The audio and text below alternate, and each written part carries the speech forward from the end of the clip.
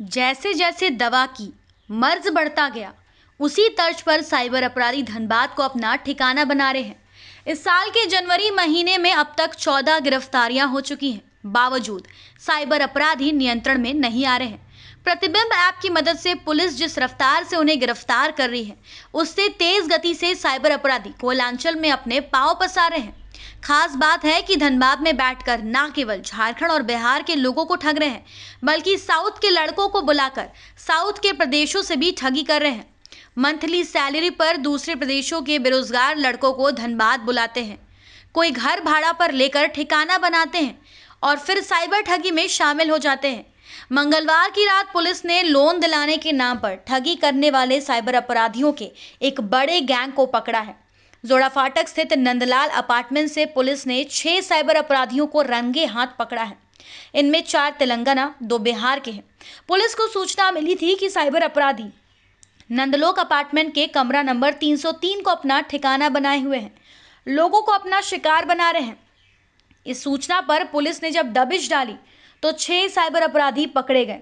जानकारी के मुताबिक साइबर पुलिस को प्रतिबिंब ऐप के जरिए अपराधियों का पता चला। उसके बाद पुलिस ने ये कार्रवाई की। ये सभी लोन के नाम पर ठगी कर रहे थे। पुलिस ने उनके पास से कुल 13 मोबाइल और सिम बरामद किए हैं। किन शर्तों पर घर भाड़े पर दिए गए थे, पुलिस इसकी भी जांच कर रही है। बुधवार को साइबर डीएसपी ने क्या बताया, आप भी सुनिए। वरीय पदाधिकारी के निर्देशानुसार कल साइबर अपराधियों के विरुद्ध छापामारी की गई, जिसमें ये जोड़ा फाटक एक जगह है धनसार थाना क्षेत्र अंतर्गत, वहाँ पे नंदलोक अपार्टमेंट से 6 साइबर अपराधियों को साइबर क्राइम करते हुए रंगे हाथ गिरफ्तार किया गया। उनके पास से बहुत सारा सिम, मोबाइल बरामद किया गया, जिसकी जांच करने पर पाया गया कि ये सारे पूर्व से ही साइबर अपराध में लिप्त हैं और बहुत जगहों पर ठगी कर चुके हैं पूर्व से भी। ये लोग बाहर के स्टेट के हैं सारे लोग, जिसमें से 4 तेलंगाना के हैं और 2 बिहार के रहने वाले हैं। ये लोग संगठित तरीके से यहाँ पर फ्लैट लेके साइबर अपराध की घटना को अंजाम दे रहे थे। किस टाइप का अपराध कर रहे थे सर? ये लोग ऑनलाइन लोन दिलाने के नाम पे उसका जो प्रोसेसिंग फीस होता है वो सबको पब्लिक के बीच लोन दिलाने के लेकर के उसी में बहका के समझा के उल्टा सीधा उनसे ठगी का काम कर रहे हैं। पूर्व में इस पे हम लोग जांच के क्रम में आया है कि 2 जगह से पहले भी ये लोग एक तेलंगाना से ही और एक राजस्थान से ही ठगी कर चुके हैं पहले से भी। बाकी और जांच हम लोग कर रहे हैं सारे सिम का, सारे मोबाइल का, कि उसमें से कहां से और किया गया है, इसकी जांच हम लोग करेंगे। अब तक कितने ठगी हो चुकी है? अब तक 2 मामला प्रकाश में आया है, जैसा हम बताए आपको। एक तेलंगाना से है और एक राजस्थान से है, जिसमें वही लोन दिलाने के नाम पे प्रोसेसिंग फीस के तौर पर 9,000 और 7,500 की ठगी पूर्व में कर चुके हैं। धनबाद में जो ठिकाना बनाया 75,000 टोटल 75,000 है एक, और एक है 9,000। क्या कुछ चीजें सर जब्त की गई हैं? मोबाइल कुल 13 पीस है और 14 पीस सिम है, ये जब्ती की गई। और कुछ कागजात वगैरह है जिसकी हम लोग जांच करेंगे, जो बैंक से रिलेटेड कागजात है। धनबाद से भी कोई संपर्क होती है? धनबाद से अभी तक कोई संपर्क इन लोग का नहीं प्रकाश में आया। ये बिहार वाले जो हैं, ये नालंदा जिला के दोनों, इन्हीं लोगों के द्वारा जो है बाहर से टीम बुला के, उधर के भाषा जानने वाले को बुला के और उधर के लोगों को ठगी का काम किया जाता था। ऑर्गेनाइज्ड तरीके से ये लोग ये काम। ये सर बिहार वाला के दुहसिया का काम करते थे क्या? बिहार वाला अपने भाषा अपने क्षेत्रों को, राजस्थान हिंदी भाषी क्षेत्रों के लिए, बाकी साउथ के लिए वो लोग साउथ की टीम बैठाए हुए हैं।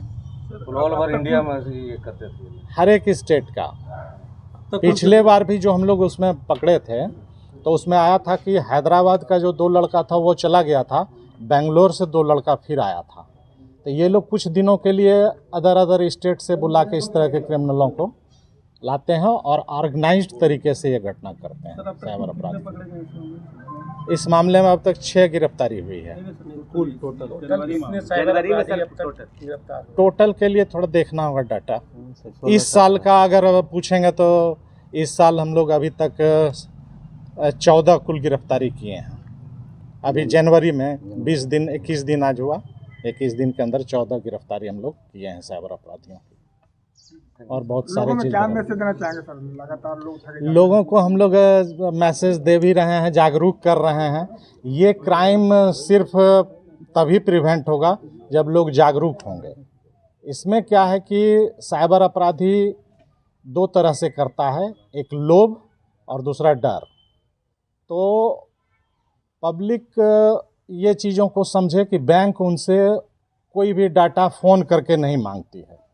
जैसा कि आरबीआई का गाइडलाइन भी है, आरबीआई इस प्रचार प्रसार पे करोड़ों रुपया खर्च भी कर रही है कि बैंक आपसे आपका अकाउंट से रिलेटेड या पर्सनल डाटा, पैन नंबर हो, आधार नंबर हो या जो भी कुछ हो, एटीएम नंबर हो, सीवीवी नंबर हो, पिन नंबर हो, ओटीपी हो, कुछ नहीं मांगती है। अब इनको ये समझना पड़ेगा पब्लिक को कि ये चीज़ें अगर कोई मांग रहा है तो वो साइबर फ्रॉड हो सकता है। जैसा कि आजकल गृह मंत्रालय की पहल पे आपके कॉलर ट्यून पे भी ये चीज़ें आ रही है। तो जागरूक होना होगा, जागरूक होने से ये क्राइम प्रिवेंट होगा।